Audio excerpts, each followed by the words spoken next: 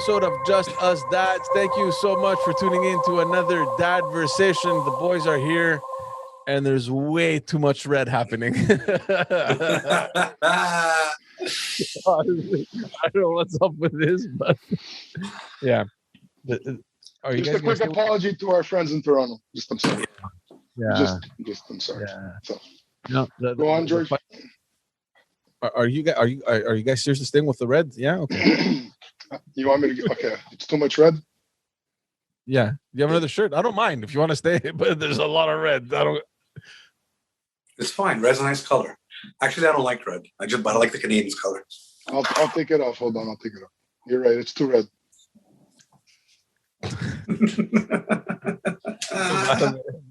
Change. Oh man! So did you watch the game? Of course I did, man. Oh, you did? Yeah. You know what the thing is, man. I don't think I'm the only one. I completely, and it's been for years now, disconnected from hockey. Like I don't care what happens. I don't care who's on the team. I don't. There was a time. Remember, it's not that long ago. We used to go to Chez Serge and we used to go out to bars, mostly to hang out and to drink. But it was during hockey nights. I think this one's better. This one might be better, right?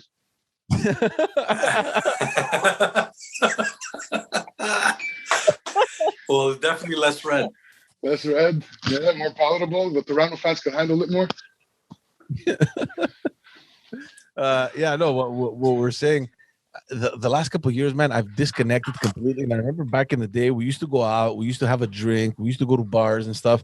I have a feeling that it was mostly just to enjoy each other's companies, but it was still fun because there was a hockey game playing, and I think we were more into it.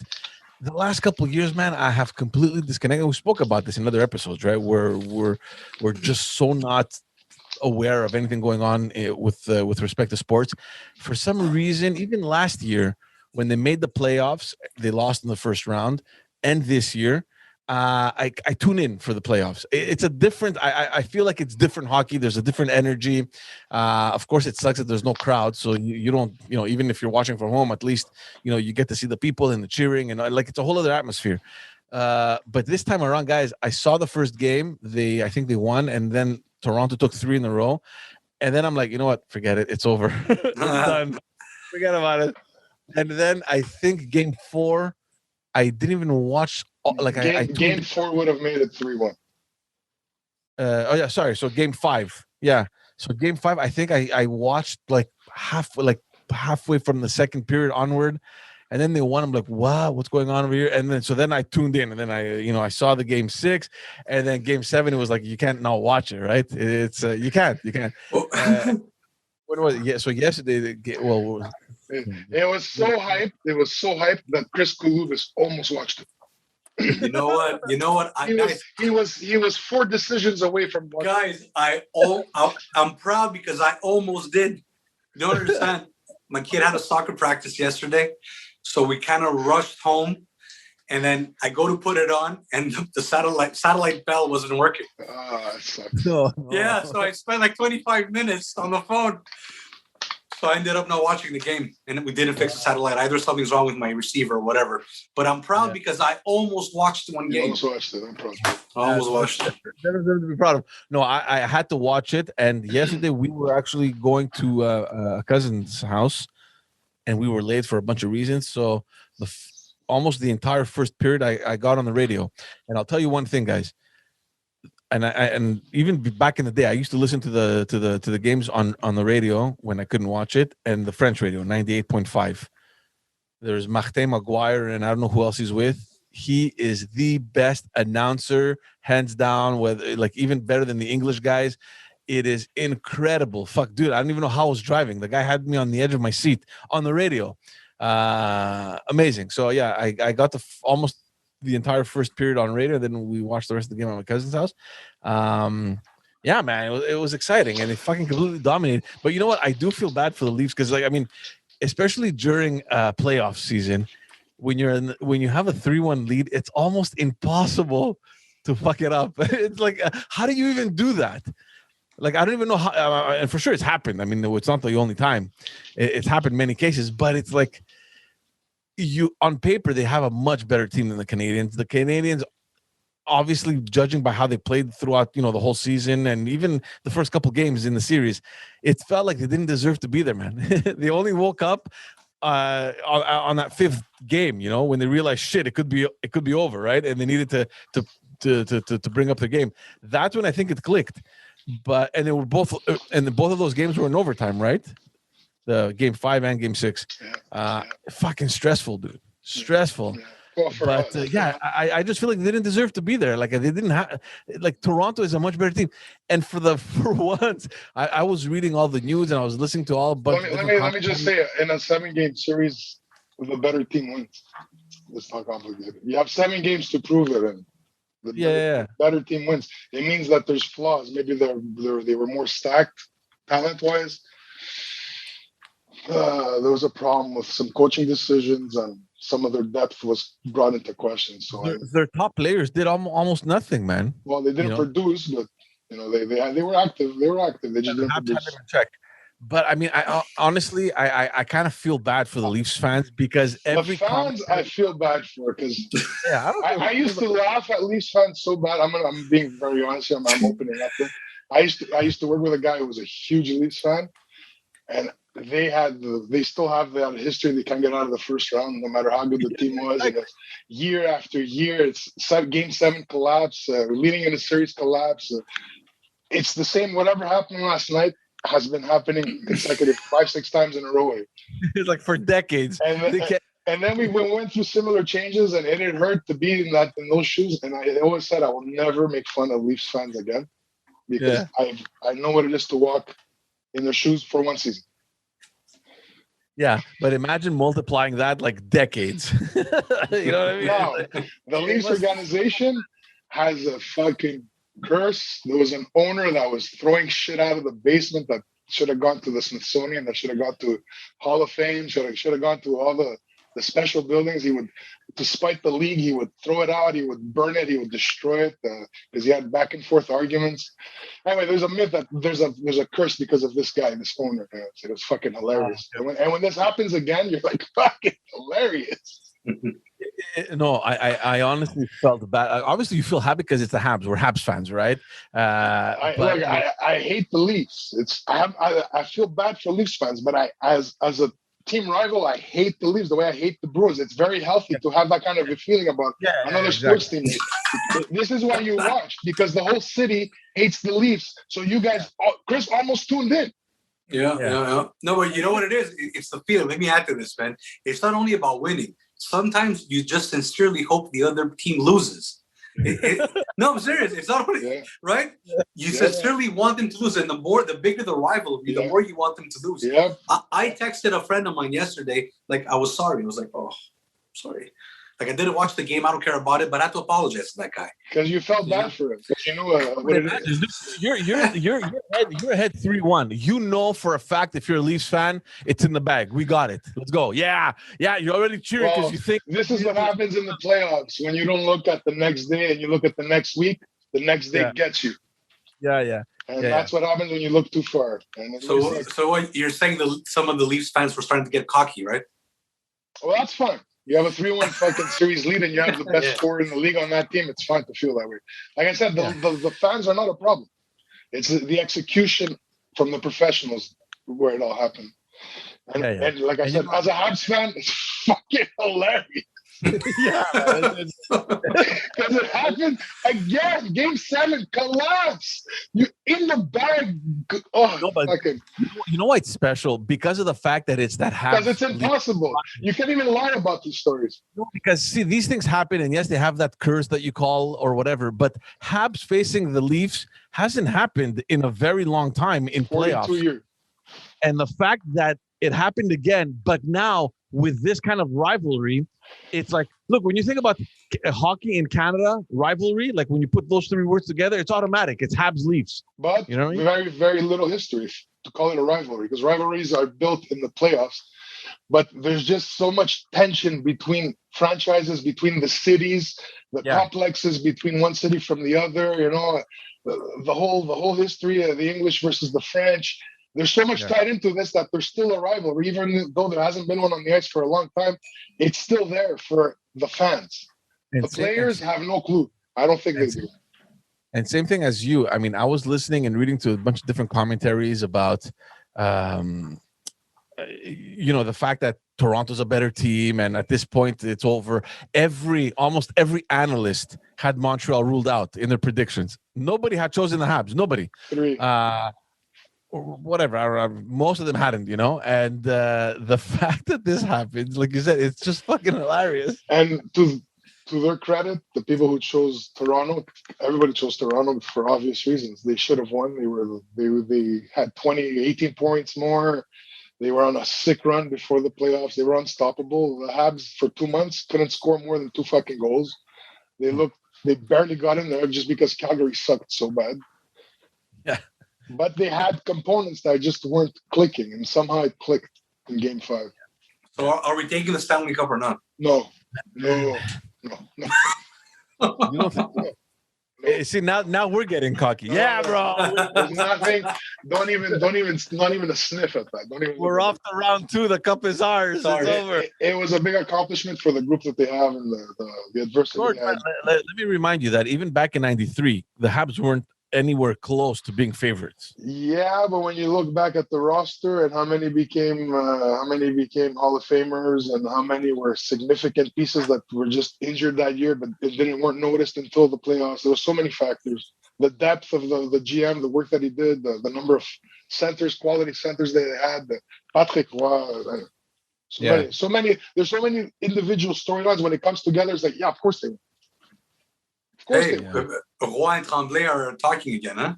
Yeah, they're back. Of course, bro. When somebody fucking slaps you an Uber Eats contract with several million, of course, I'll kiss anybody. That was a cool commercial, though. It was. Classic. Really, really smart. Really, really well done. Yeah. So at the time that we're recording it, this is Tuesday. So obviously the Habs haven't played any games yet. By the time this airs, they would have had played 2 games versus the Jets. 2 games. Well, this comes out Friday afternoon, so that game would be So this would be game 2. Basically. So who are we playing next? Winnipeg. Jets, which apparently is a very good team. No, another Canadian team. Yeah, they're stacked. Yeah, well, because the way it works now, Chris, they have all the Canadian teams and all the US. It's the COVID division, so all the Canadian teams. Yeah, they couldn't play each other during the season either. So it's going to be one team that's going to be left from Canada, one in the US, and they're going to face each other. I saw the mayor of Toronto wear the jersey. Yeah, they had. He was wearing a Lafleur jersey that I think François Legault gave to him. I think he lost a bet, right? They had a bet. They had a bet going, and I think the city of Toronto, they lit up the tower in red, the CN Tower. Hey, not bad. That's good. You see, not much of a rivalry there, man. He's laughing. He's like, dang it. Fucking hilarious. But you guys do realize that there may be people listening or watching to this podcast that weren't even born, or if they were born, they were very young during the Canadiens and Nordiques rivalry. That was awesome. And that was sick. That was bloody. That was the best. Like, I was a kid and I remember this. You know what I mean? It's fucking bloody, man. Bloody. Amazing. I wonder if they're ever gonna. Basically, there's rivalry with your neighbors. Basically, this was a special one. This is the Habs versus the Nordiques. The Nordiques was exceptional. It was the first time you ever see people from Quebec arguing about hockey. You had 2 teams in the province, and it was about which one was more French, which one was more true to the cause. Yeah, and the other one became the Avalanche later, right? Yeah. So they're trying to bring them back. I don't know if they're ever going to manage. It was a wonderful rivalry, and you know what? It always drove the Habs to have better teams. I think Quebec should get a team back. I know that they've been lobbying for years now. The question is this: if they do that, then they can't take back the franchise, right? They can't be called the Nordiques because that already exists in the Avalanche. They can do whatever they want. Anything that works marketing-wise, they'll let it happen. Because doesn't the Nordiques now belong to the Avalanche organization? The original Winnipeg Jets became the Phoenix Coyotes, which became the Arizona Coyotes, and then the Atlanta Thrashers, which was an expansion franchise, moved to Winnipeg, and they became the New Jets. So, right. Yeah, the thing is, if a franchise is making money, they have shared they share profits. So there's a big chunk of money that gets shared, like the advertising from the TV contracts, and then actual sales. There's things that go in the pool that get shared equally across the league. So it's healthy for everybody for a team to draw in money. But I don't think we're going to see a Quebec team anytime soon, and I'm going to tell you why. Because the real cash cow for sports is TV advertising money. That's the billions.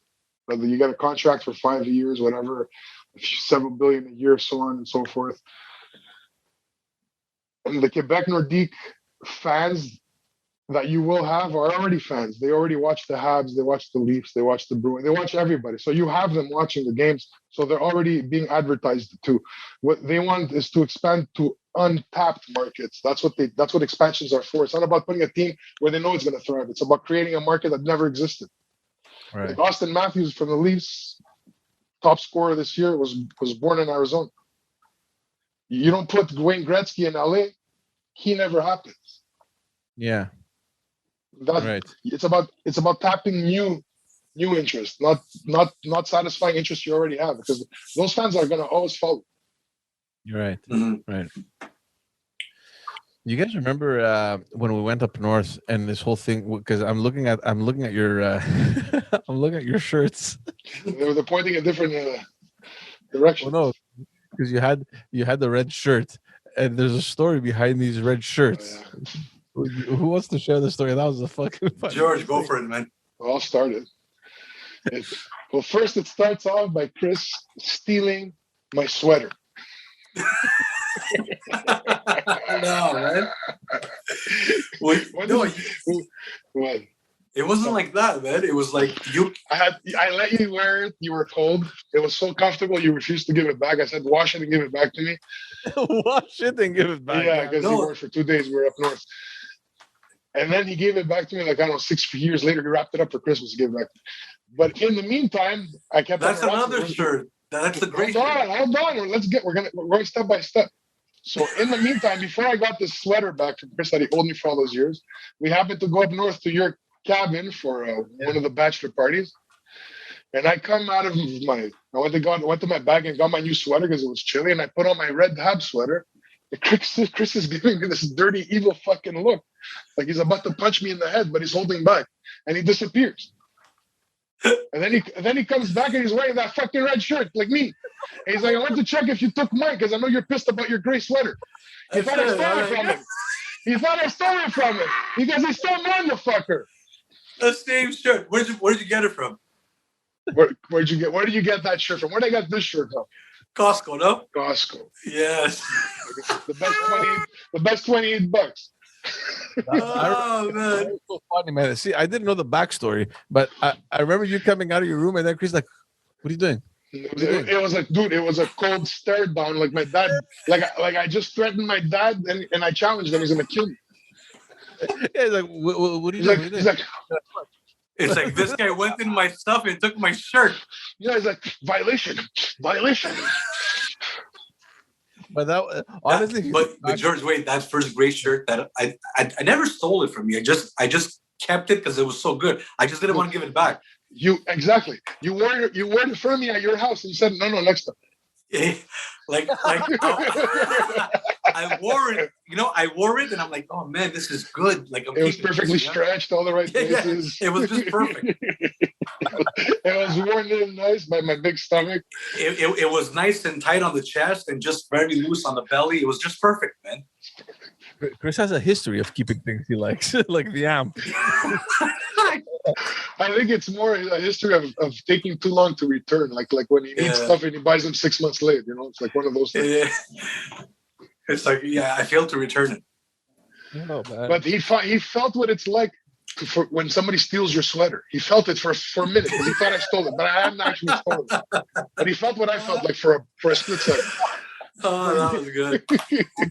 When you came out wearing the same shirt, anyway. Everybody started dying of laughter. That was fucking funny. The two fat guys wearing the two red sweaters like that. Like, hey, Kool-Aid 1 and Kool-Aid 2. Kool-Aid 1 and Kool-Aid 2. Oh, it was awesome. Well, you know what I'm gonna say? I'm really happy sports came back, man. Because last year, when it was the lockdown, man, and when hockey started, man, it was like so relieving, man. I felt normal again. Had a distraction. It's my soap opera. I mean, I follow it. I follow the storylines. I love the noise. I love the controversy. I love the fiascos. I love the meltdowns and dissecting them. I love all of it. It's my soap opera. I just love. And I'm talking about the league. I'm not talking about the Habs. That's a problem we have in the city. I'm a big Habs fan. No, you're not. They win 3 games in the playoffs and you're wearing sweaters. Like Chris. Yeah, like me. Like, yeah, here. If you're a Habs fan, you have to follow the whole league if you really want to understand what's happening next. No, man, you can like the team and just enjoy the fact that your everybody enjoys winning. It's easy. Yeah, it's easy to jump onto a winning bandwagon. It's easy. I love the NHL. You're so passionate, man. I think we got to give you more of a. I don't know, man. We got to give you more of a stage for this, more of a platform for this, man, where you could just rant. You can find me two different co-hosts, maybe. Okay, guys, next guest. But no, it does feel good. This is it, and the fact that I mean, we don't talk about it much here, but the dads listening, I'm sure a large portion of them are like me. They love their fucking sports and probably like football or soccer more because soccer drives more passion than hockey. I find a lot of the times. It's just that I happen to be in Canada, so that's my drive. But I love all of it. I told you the story. I told you the story once where I was talking with my brother. Too. I told you the story once. I was talking with my brother's wife, and she's like, "George, I don't understand. He's watching sports all the time. That's all he watches." And there was nothing on. And she was like, "He was watching curling." No, I have my limits. I've watched curling, but it was like 4 a.m. There was nothing to watch. Yeah, exactly. This was before we had good TV. I just can't get it. Like, I'll enjoy sports. But I go through phases, man. You know, I need it all the time. I need it like I need music. I need it. You know what? I appreciate the fact that they was it Game 6 where they it was Game 6 where they opened the Bell Center, and they had 2,500 fans admitted inside. That was nice. It was amazing. It was a difference maker. You felt their presence compared to fucking a dead building for fucking 14 months. Yeah, man. Yeah. Like, if you think about it, man, it was the first game they played in front of a crowd in over a year. Yeah, and then last night I was watching the Bruins Islanders, man, and the Bruins tied up late in the third. The building was full. You know what kind of an explosion happened in there? You know how jealous I was? I got goosebumps, and I hate the Bruins. Yeah. In the U.S., they don't care. I mean, the stadiums are all open. Well, they're vaccinated. Yeah, they're all vaccinated. Yeah. They got their second shot.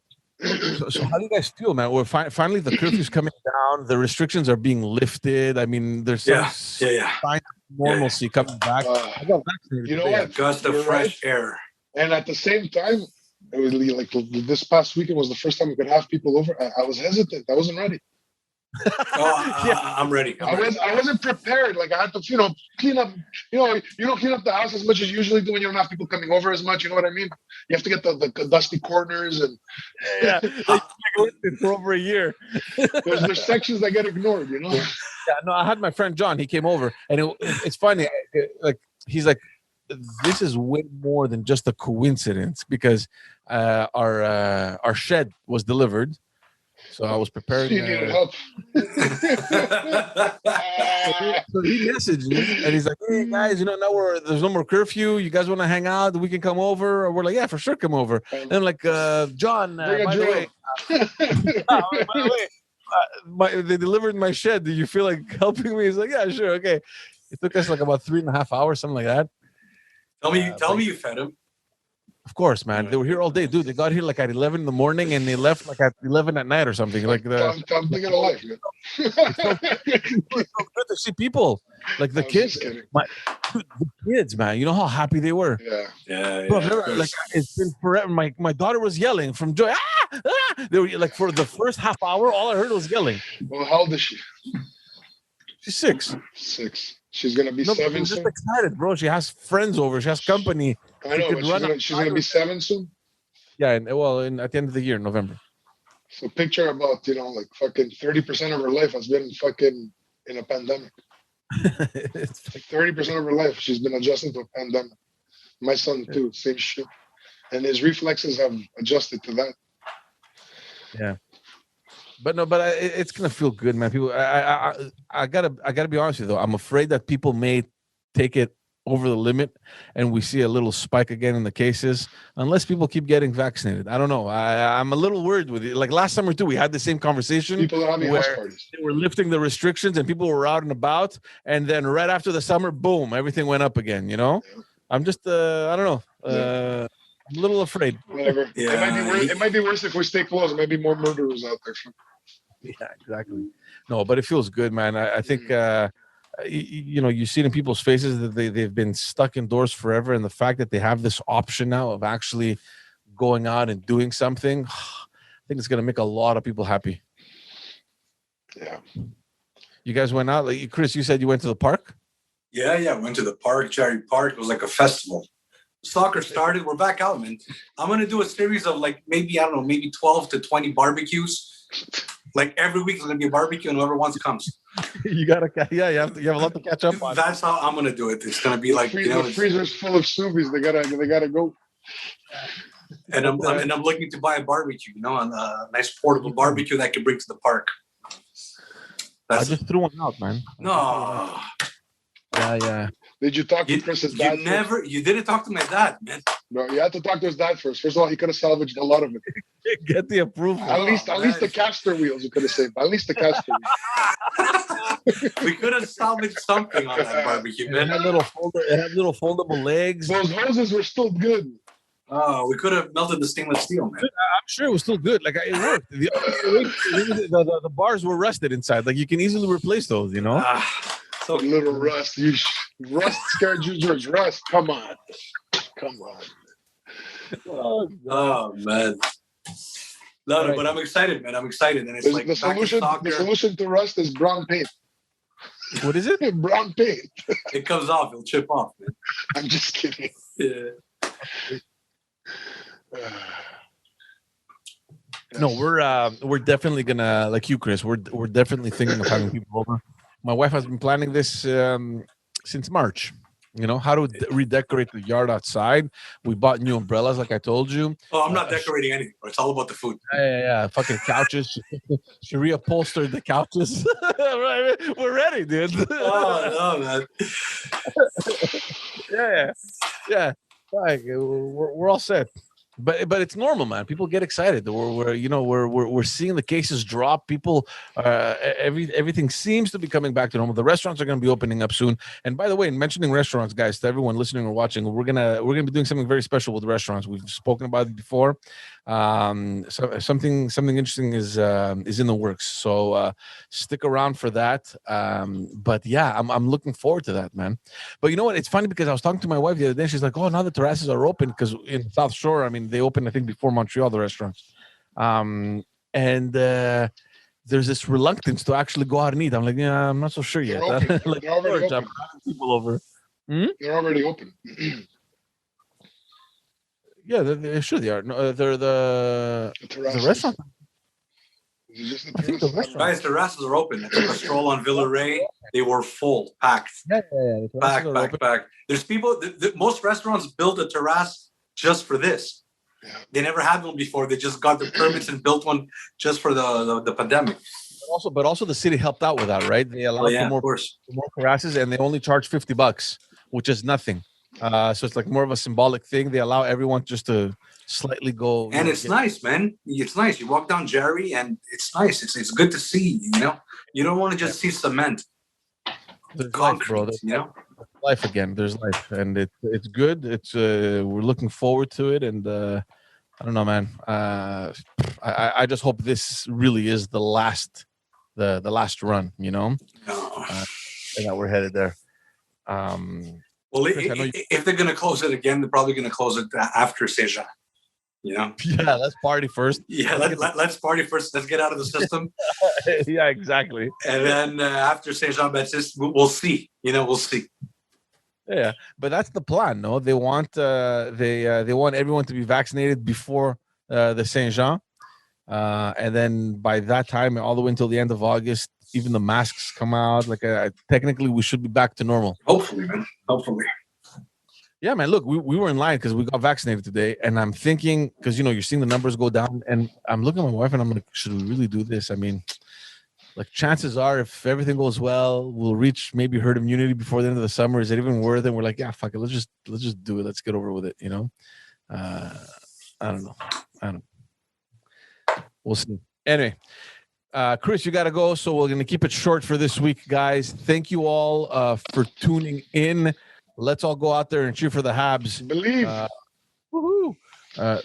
George, I don't know, man. I'm gonna go out on a limb here and say that I believe that the cup could come back. I believe it. I believe it. You believe that that the cup will come back. You see, like I haven't watched the game, but I still believe. So you know what? I might not be the fan that watches every game, but I believe, and that's what matters. You believe for selfish reasons. Sorry. Yeah. Strictly selfish. Always. It's fun for everybody. It's not complicated. All right, guys. Head on guys. Have a good one. Adios, muchachos. Follow us on all the socials. We do appreciate it. And stick around. There's a lot more stuff coming your way. Thank you all so much. We'll see you on the next episode. Fucking Leafs.